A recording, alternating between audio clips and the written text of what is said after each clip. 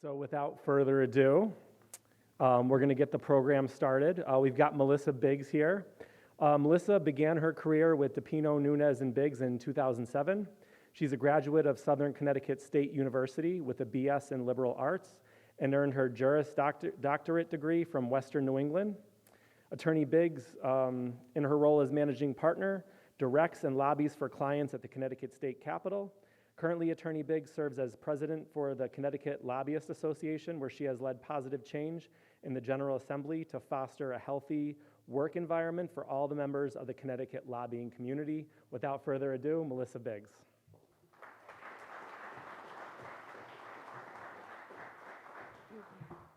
Good morning. Thank you for having me here today.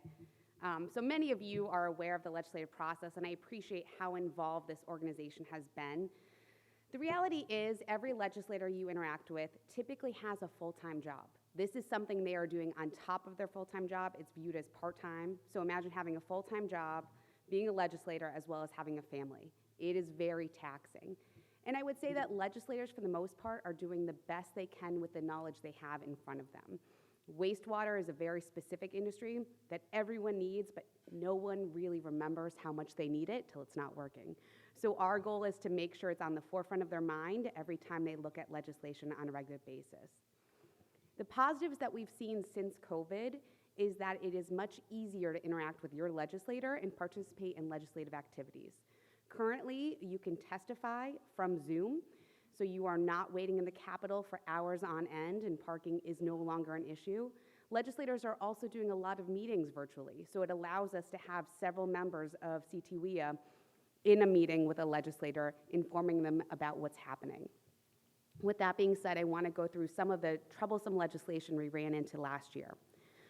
One is Senate Bill 1147. It was an act concerning environmental justice. Now, here's where I get to be the bad guy. CTWIA never put into any public forum how much they hated the bill or how awful it was, because a bill called environmental justice, it's very hard to say, hey, I hate that bill, it can't pass. So that's where I get to be the bad guy. And I told legislators, ultimately, this would have a negative impact on all of your local WPCAs, and any burden they face is just a burden again on your constituencies. So even if the bill has great intentions, it might not impact, or it might not have the same impact as you desired. Ultimately, the bill was going to contain language that would be triggered if any facility was diverting 2 million gallons of water a day. So from what I understood from our Government Affairs Committee, that would impact a lot of facilities. It would require you to have public hearings, set out letters to constituents, anyone in the affected area, letting them know what's going on. Our concern was we don't have much control over about moving or any of these facilities. It's not like we're going to have a new facility coming into Bridgeport or Stamford. This is more about making sure the public is part of the process, which they already are.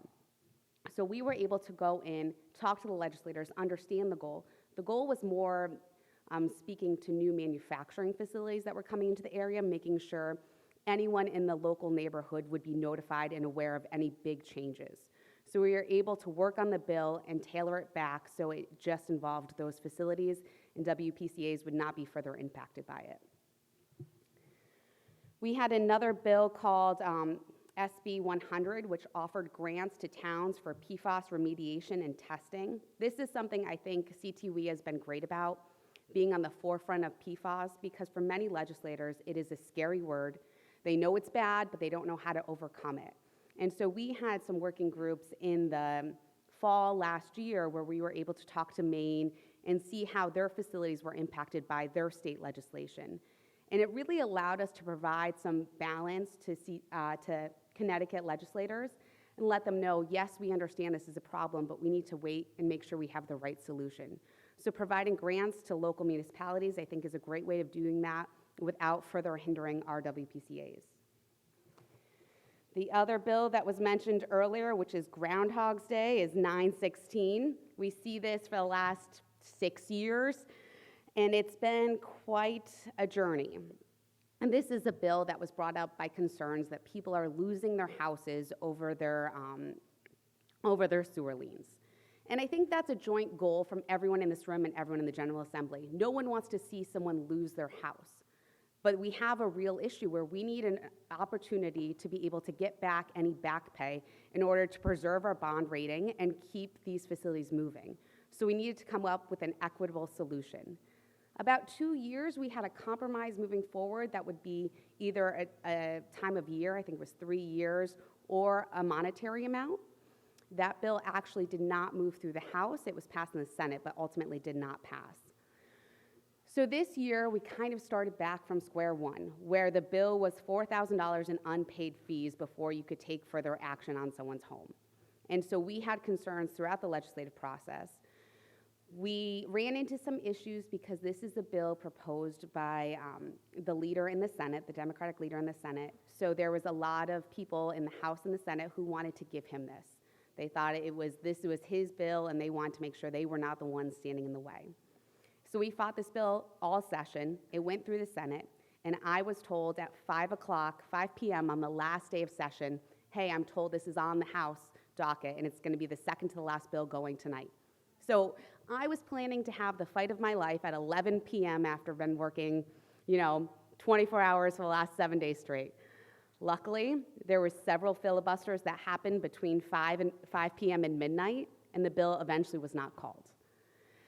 The only bad side to that is I anticipate we will see it again next year. So while the bill did not pass for another year, which is a great success to this organization and all of the committee's work, I don't anticipate that we're done having this conversation. There was another bill I was pushing legislators to consider. It came through a different committee. It came through the Banking Committee. This bill would have changed interest rates for any municipal loans. So anyone who was late in any of their payments to the municipality or the WPCA, that interest rate would have been lowered from what it typically is in statute. That bill had bipartisan support out of the Banking Committee. However, some of the municipal organizations cited concerns with it, and therefore it did not move further. But when we went to the Planning and Development Committee, we said, hey, look at this bill. This is really what you're after, because the concern is the interest that's applied to these back payments. And that we have no control over. So ultimately, they looked at it, they understood that that was a viable option, but they weren't able to convince leadership to move forward with that bill. So again, it's a bill that we're gonna see time and time again, but this group has been great by providing real-world examples.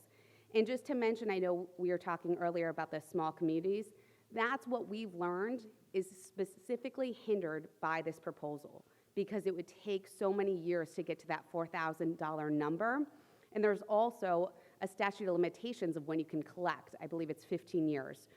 So if there's any person who acquired $4,000 in unpaid fees and it took them 15 years to do so, then you could not go back to them after that money. So it's been a challenge, and we are trying to connect smaller systems with their local legislators to make them aware of the impact bills like this would have on their system. As we come into the next legislative session, which will start in February, it's going to be a short session, February to May.